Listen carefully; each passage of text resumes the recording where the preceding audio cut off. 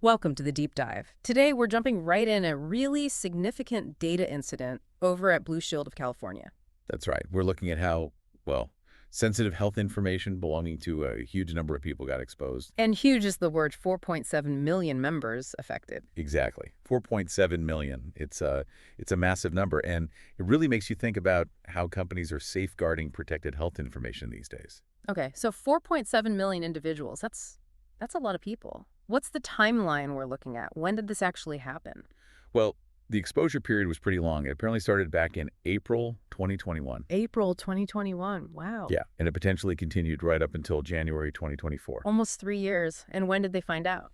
The discovery date reported is February 11th, 2025, so just recently in the grand scheme of things. Okay, so nearly 3 years of potential exposure before discovery. What Yes. actually caused it? What went wrong? It seems to boil down to a misconfiguration, specifically how Google Analytics was set up on some of Blue Shield's websites. A misconfiguration. Huh.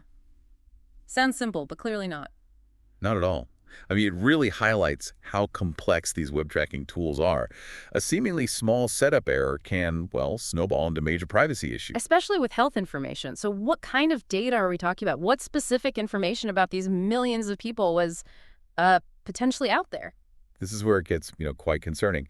The exposed data could include a whole range of protected health information. Like what specifically? Things like the member's insurance plan name, the type of plan, their group number, Okay.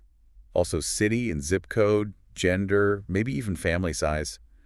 And Blue Shield's own internal identifiers for online accounts were apparently involved too. And medical details. Yes, dates of medical claim services, the names of the healthcare providers involved, even details about the patient's financial responsibility for those services. Wow. And perhaps most worryingly, the criteria people use in the Find a Doctor search tool and the results they got back. Oof.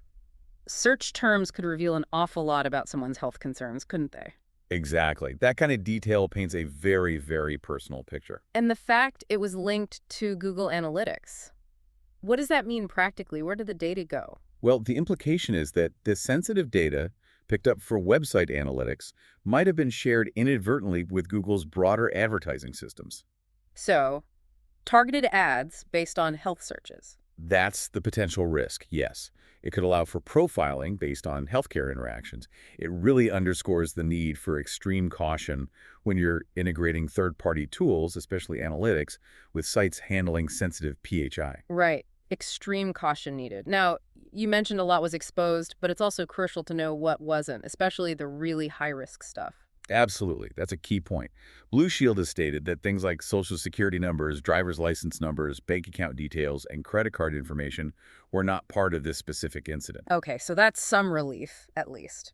It is some relief, but, the sheer amount and the type of health data that was exposed is still very significant. You can't really downplay that. No, definitely not. So for those 4.7 million people potentially affected, what should they be doing now? Is there any specific advice? Vigilance is really the main thing. The standard recommendation holds true. Keep a close eye on your Blue Shield account statements, explanation of benefits, that sort of thing. And credit reports, too. And definitely monitor your credit reports. Look for any unusual activity, anything suspicious. It's always good practice, but particularly important right now for anyone who might be impacted. Now, I found this interesting. There's apparently no mention of Blue Shield offering identity theft protection services because of this, and it's not even clear if everyone will get a direct notification. Yeah, that is noteworthy. Yeah. Usually for a breach involving health data on this scale, offering credit monitoring or identity protection is pretty standard practice. Right. And direct notification is generally considered essential. So the lack of clarity there, well, it does raise some questions about their response strategy. It could leave people feeling quite uncertain. And this isn't the first time Blue Shield of California has had IT security issues recently, is it? No, it's not. In fact, just within the last year, they had another pretty big incident. They disclosed a data theft affecting nearly 1 million members. 1 million. What happened there? That one was linked to a ransomware attack, but not directly on Blue Shield. It hit one of their software providers, a company called Connexure. Ah, third-party vendor issue. Exactly. It really highlights how interconnected everything is in cybersecurity.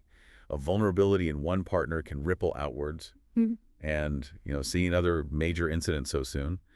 It really underscores the constant pressure these organizations are under. It certainly does, and the need for robust security is paramount.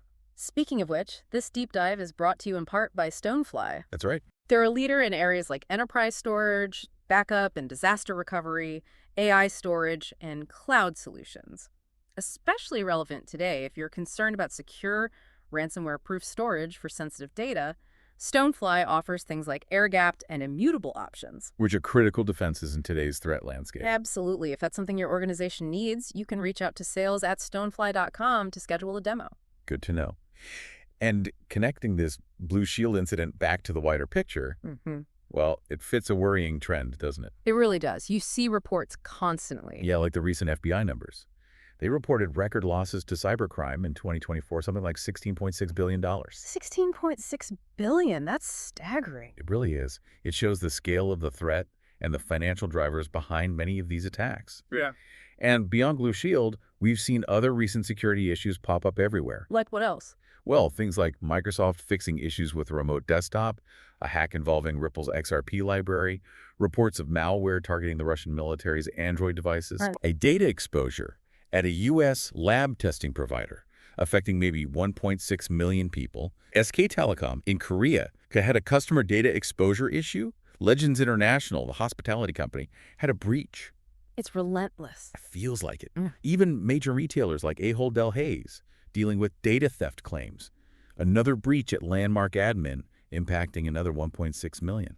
It just keeps coming. It paints a picture of, well, constant digital risk. It feels like securing sensitive information is becoming incredibly challenging for everyone. It absolutely is. And in this kind of environment, you really need a proactive security posture. It's not just about having the tools, but making sure they're configured correctly, constantly monitored. Because a simple misconfiguration, like we potentially saw here, can have massive consequences. Exactly. And that brings us back to solutions that can help mitigate some of these risks.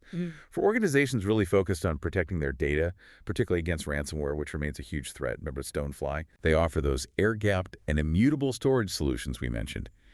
Definitely worth looking into if data security is a top priority. You can find out more by contacting sales@stonefly.com. Okay, so let's try to pull this together. We got this Blue Shield of California data leak, 4.7 million people affected. Sensitive health information potentially exposed, things like plan details, location, provider info, even search terms, all seemingly because of a Google Analytics setup issue. Right. A technical error with potentially very personal consequences.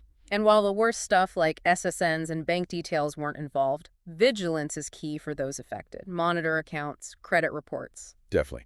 And we've also touched on the bigger picture, rising cybercrime, other recent breaches, and the constant need for robust, correctly configured security. Yeah, this incident, it's a stark reminder, isn't it, how complex safeguarding data is and how easily things can go wrong, even unintentionally. It really underscores the responsibility organizations have, especially with health data. Security has to be baked in everywhere. So it leaves you, the listener, with a pretty big question to chew on. As these data breaches seem to happen more and more, touching really personal parts of our lives, what are the best ways forward? How do we individuals and organizations alike actually navigate this constantly shifting threat landscape to keep sensitive information genuinely secure? That's the challenge, isn't it? Something we all need to be thinking about. Indeed. Thanks for diving deep with us today.